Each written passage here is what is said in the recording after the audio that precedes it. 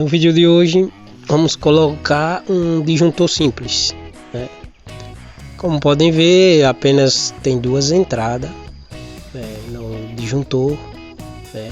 Aí nós usamos um disjuntor duplo, mas porque não tinha outro, né? Um simples, mas dá no mesmo, é só você usar apenas uma entrada.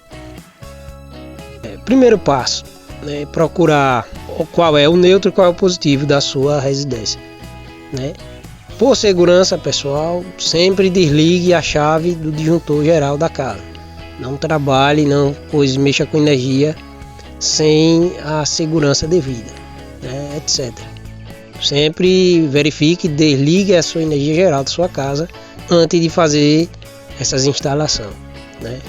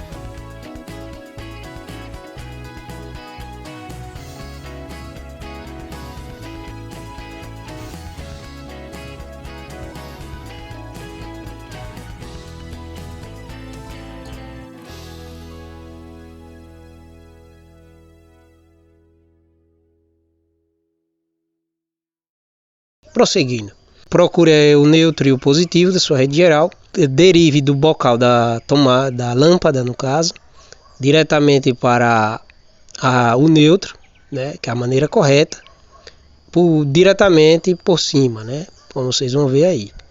Segundamente, né, pegue uma perna do fio positivo e leve ela diretamente pelo conduíte até a caixinha, né, até embaixo. E agora, no último passo, pegue outra perna do bocal, que no caso esse será o retorno da lâmpada, né, que liga embaixo na caixinha. Você vai seguir diretamente igual a gente fizemos com o positivo, no caso o fase, e descer diretamente na caixinha para interligarmos. Agora vamos desencapar um pouquinho, né? Geralmente eu desencapo aí 1,5 centímetro por aí de fio, né? Para ter uma quantidade boa para entrar lá nos córneozinhos do interruptor aí. Você vai conectar, folgar os parafusos e conectar esses dois fiozinhos aí, estará pronto o seu interruptor. Apenas colocar a tomada e testar aí